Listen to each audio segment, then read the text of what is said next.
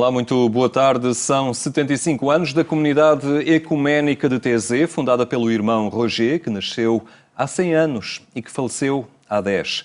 Várias efemérides que estão a marcar este ano aquela comunidade de oração em França, que atrai muitos para uma experiência de fé e encontro. É o caso de Alfredo Abreu, um cristão com quem, dentro de momentos, iremos conversar sobre esta experiência. Antes, porém, a atualidade religiosa que hoje destacamos. Francisco encontrou-se com os peregrinos na Praça de São Pedro. A oração mariana do Ângelus é sempre oportunidade para os apelos do Papa. O Papa Francisco disse este domingo no Vaticano que a celebração da missa é mais do que uma oração privada ou uma bonita experiência espiritual, convidando os católicos a cultivar a vivência comunitária da sua fé. A intervenção centrou-se na simbologia do pão da vida, que desafia cada crente a entrar em sintonia com o coração de Cristo. A Eucaristia é Jesus stesso, que si dona interamente a noi. Nutrirci di Lui e dimorare in Lui mediante la comunione eucaristica, se lo facciamo con fede, trasforma la nostra vita. La trasforma in un dono a Dio e in un dono ai fratelli.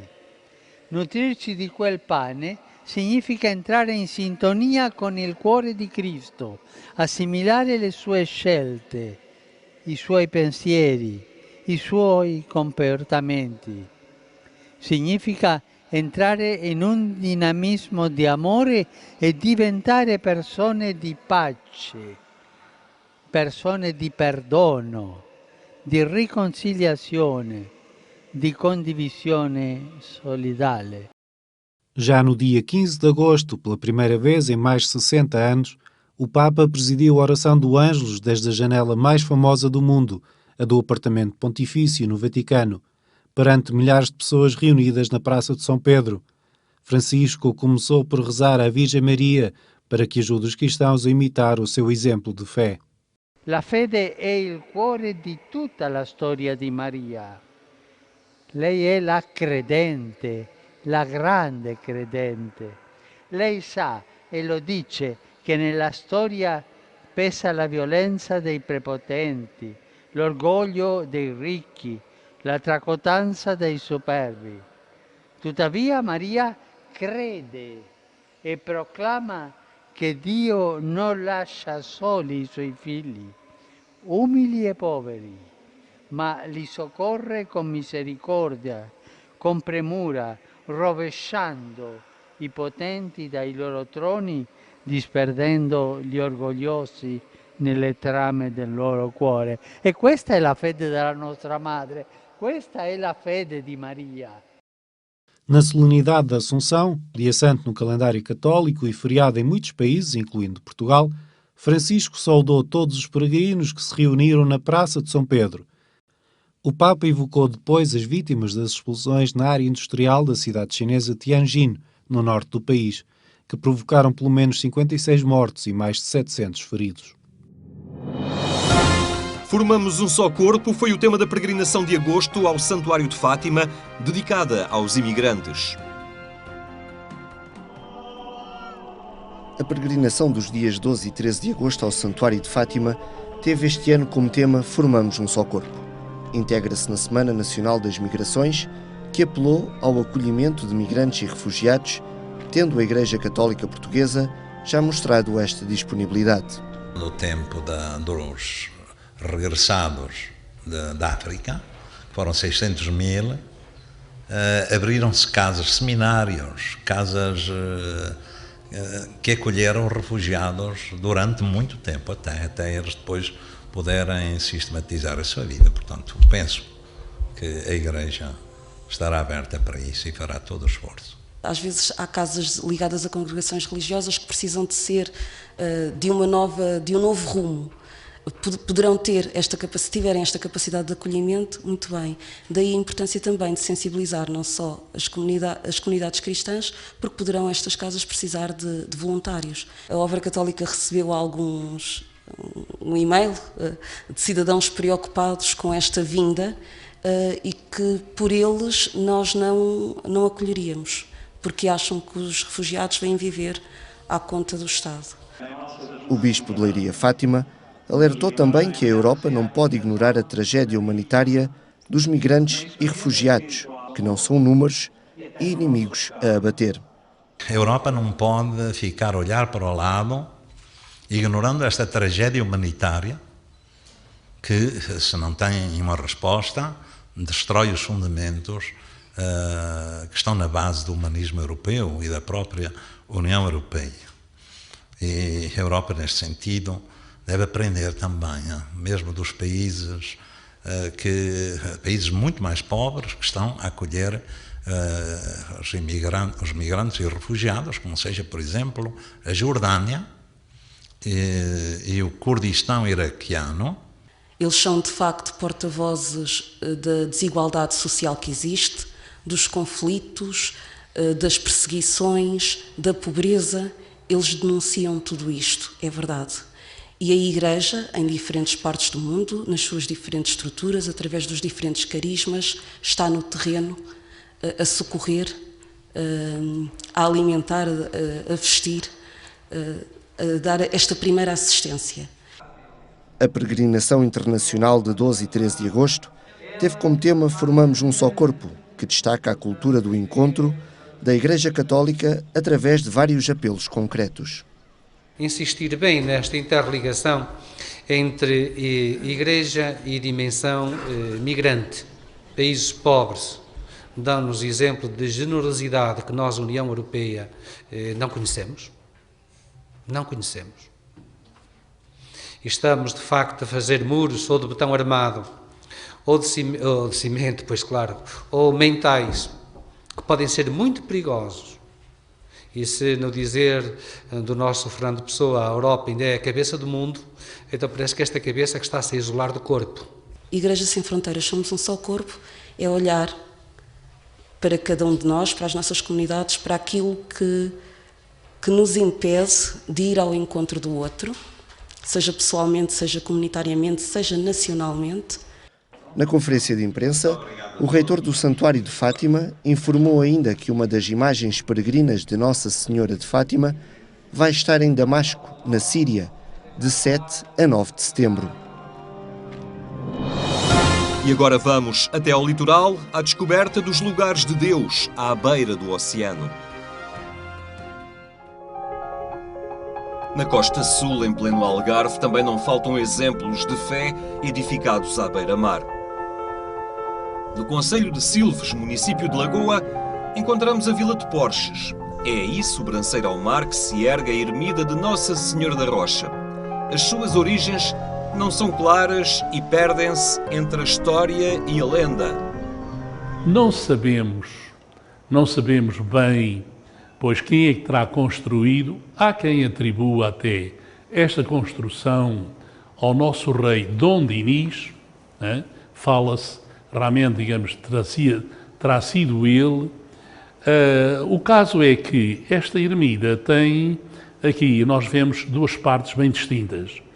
Há esta parte aqui, com este arco, com a capelinha propriamente dita, era só isto. E depois, mais tarde, terá sido feito este átrio aqui de entrada, com restos de construção dos templos romanos que por aqui havia, assim como os templos visigóticos, etc.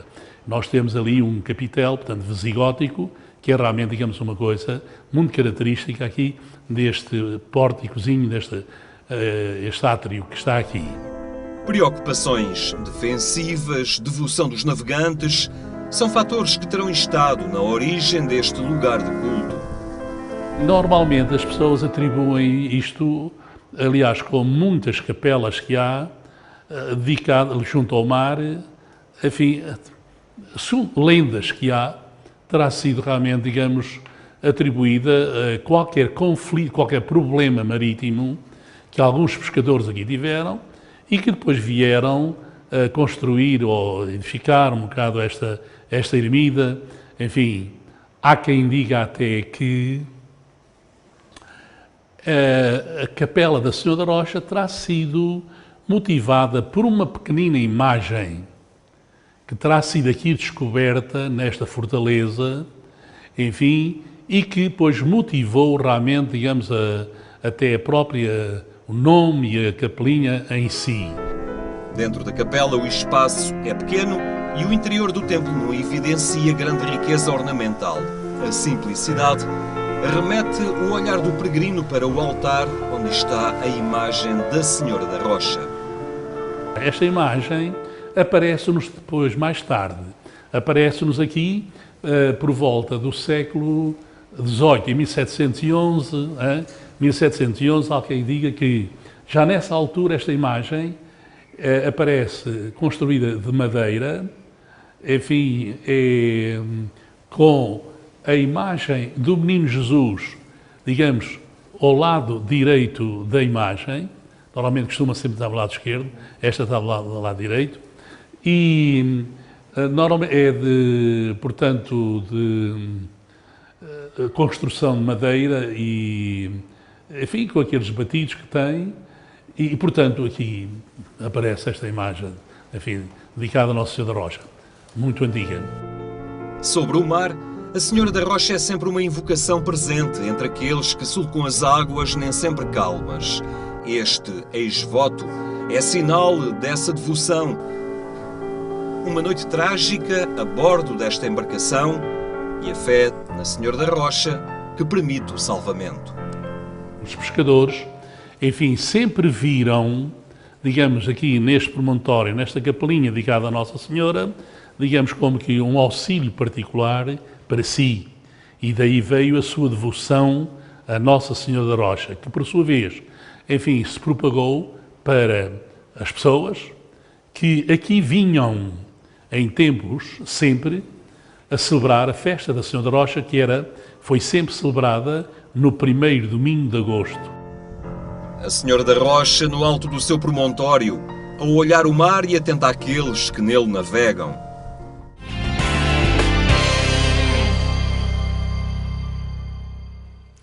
São as capelas da nossa costa, uma reportagem que pode encontrar em agência.eclésia.pt. Pertence a uma comunidade cristã não denominacional e descobriu em TZ um espaço de simplicidade e encontro mais fácil com Deus e com o próximo. Muito boa tarde, Alfredo Abreu. Obrigado por estar aqui na companhia do programa Eclésia. Pergunto-lhe então como é que TZ, esta pequena aldeia francesa, onde se encontra esta comunidade monástica, surgiu um dia na sua vida. Como é que descobriu esta comunidade? Eu já tinha ouvido falar de TZ há uns anos antes, mas nos círculos onde eu me movimentava era considerado um lugar talvez demasiado esotérico ou esquisito e não lhe prestei muita atenção. E depois um dia um amigo que tinha ido várias vezes a TZ convidou-me, a mim e à minha família, para acompanharmos a ele e à família dele, uma viagem de carro e passarmos uma semana em TZ e fui sem saber bem o que ia. Sabia que era uma comunidade diferente, que iríamos ter uma semana a viver juntos com centenas de outras pessoas e famílias e fomos um bocadinho à descoberta e foi uma descoberta muito interessante, até surpreendente. O que é que mais o tocou, o que é que mais o surpreendeu na vivência nestes dias naquela comunidade? Surpreenderam-me várias coisas. A diversidade de pessoas que lá encontrei, de muitas origens culturais, de idades muito diferentes. Como disse, havia famílias, havia muita gente jovem, provenientes também de várias tradições cristãs, que não parecia ser um problema ali, porque todas as pessoas conviviam umas com as outras a partir de algum tipo de pertença comum e não das diferenças. As diferenças surgiam às vezes nas conversas como uma forma de enriquecer a conversa e não como uma forma de identificar e excluir o outro. Portanto, isso foi uma boa surpresa, foi uma descoberta interessante. Também aquele modelo de simplicidade de vida em conjunto, à volta da oração, várias vezes por dia, nos deslocarmos a um lugar onde estávamos milhares de pessoas, de facto, num espírito de contemplação, de silêncio, seguindo a música, ouvindo os evangelhos, partilhando momentos de oração, com uma enorme reverência e muita beleza à mistura. Portanto, também foi uma descoberta muito bonita. Aquela dimensão do silêncio é muito valorizada em TZ, aqueles períodos em silêncio. Hoje o homem, e os jovens particularmente, têm muita dificuldade em lidar com o silêncio. Penso que sim, porque estamos encharcados de ruídos, não é? Há até quem chama isto uma conspiração contra o silêncio, porque estamos permanentemente a ser estimulados através dos ouvidos. E saber fazer o silêncio não é fácil. Mas é curioso que ali foi muito mais fácil do que eu estava à espera, porque há toda uma envolvência que facilita isso. E até fiquei surpreendido de ver os meus filhos, alguns deles crianças ainda bastante novas, outros adolescentes, a entrarem no silêncio e a apreciarem o silêncio. Que é um silêncio que não existe no vazio. Há alguma música, há um sentido de estarmos juntos, há algum estímulo que vem da palavra para reflexão e, portanto, no formato em que ele aparece ali, é quase natural e espontâneo e não é preciso fazer muito esforço. Há ali uma experiência de uma realidade que daria vontade de transpor depois para o cotidiano, para as nossas relações, a sociedade que habitamos, esta dimensão do acolhimento, de olhar o outro como ele é, sem rótulos. Quem faz esta experiência, quem está uns dias em TZ, depois regressa com alguma nostalgia ou com alguma pena do espírito de TZ não estar presente na realidade do cotidiano? Sim, sim. E quase toda a gente decide que lá quer voltar outra vez. Vimos de lá habitualmente com um coração mais pacificado, com outros horizontes, com outras vontades e apetites mais saudáveis e, portanto, fica sempre a ideia de lá querer voltar. E há pessoas que voltam muito regularmente. Mas fica também esse desafio de transpor aquele espírito para o nosso dia-a-dia, para a nossa vizinhança, para o nosso contacto com as pessoas que partilham uma base de identidade comum. Acho que TZ não é apenas o não se dar ênfase à diferença, é também o dar-se ênfase àquilo que temos em comum. E isso... Não se perde de identidade. Não. Isso é muito importante, até porque ninguém está lá para deixar de ser o que é, mas está lá para ser mais e ser mais profundamente. E acho que à medida que nos aprofundamos numa pertença em Cristo, nós encontramos então uma maior proximidade com os outros. As diferenças que muitas vezes vivem na superfície escondem uma riqueza interior muito grande que nós podemos descobrir em lugares como aqueles e na tentativa de réplica daquele espírito nos nossos relacionamentos, nos lugares onde vivemos. E esse é um grande desafio. Eu diria que há alguma coisa de utopia em TZ, talvez seja uma das coisas que atrai as pessoas sem elas se darem conta, é viverem ali alguma coisa que parecia impossível, mas o cristianismo, em última análise, é uma utopia, que nós consideramos a última utopia e a utopia possível, aquela que se vai concretizando e que um dia será completa. E, portanto, TZ, como aliás deveria ser com toda a Igreja, abre-nos a porta para esse mundo e em TZ sentimos uma grande necessidade de continuar a explorá-lo na nossa vida. É também isso que atrai tantos jovens hoje em dia, jovens marcados pela nossa cultura, por uma cultura às vezes sem esperança, sem saídas, sem grandes horizontes, onde não há ideais, parece que já não há grandes ideais, mas os jovens continuam a chegar muitos autocarros a TZ, continuam a fazer esta experiência. Tanto quanto sei, são milhares, todos os verões, são milhares de pessoas que vêm de todo o lado. Eu penso que eles são atraídos por esta utopia, porque no fim os jovens também são muito idealistas e também gostariam de ter um mundo melhor. Podem ter mais ou menos, conforme as gerações, mais ou menos predisposição para ir à procura desses sonhos, mas ali encontram alguma coisa de palpável. Penso que também a ideia do pertencer, porque cada vez mais as pessoas ficam isoladas na sua existência. Estando rodeadas de muita gente e de muitos ruídos e de muitos estímulos, talvez estejam cada vez mais sozinhas. E ali há um grande sentimento de pertença. Pertencemos a alguma coisa maior e sentimos-nos acolhidos e sentimos-nos valorizados pelo que somos e também estimulados a aprofundar essa qualidade que já vem connosco e que pode ser acrescentada através de um percurso de fé. De alguma forma mudou alguma coisa na sua vida depois desta experiência em TZ? Mudou o acreditar que é possível. Mudou o ser um pouco mais exigente com os meus sonhos e com o meu percurso de vida. Mudou o buscar mais oportunidades de estar com pessoas diferentes e, ao mesmo tempo, pessoas que buscam a mesma coisa. Acrescentou mais profundidade à minha percepção de quem Cristo é e de quem Ele pode ser. Sim. E isso levou-o a alargar os seus contactos de amigos, de relacionamentos, facilitou o diálogo, digamos assim, com outros? A mim, pessoalmente, sim. Eu penso que isso acontece com muitos também, que procuram, talvez que já venham sensibilizados para essa possibilidade, não é? Acho que muitos chegarão a TZ com as suas próprias agendas e expectativas, mas a mim fez-me isso. Fez também alguma coisa que nem sempre é muito fácil de explicitar, de articular, que é aquele percurso, por muito atraente que seja e desejável que seja é também um percurso que não é fácil, porque é um percurso alternativo, é contracorrente. E, portanto, para continuarmos nesse percurso de abraçar a diversidade e vivermos em diálogo e procurarmos a paz em conjunto e buscarmos no mais profundo da nossa fé aquilo que é mais verdadeiro e mais permanente, exige algum esforço, que no dia-a-dia nem sempre encontramos a resposta que gostaríamos, mas para mim não há outro caminho.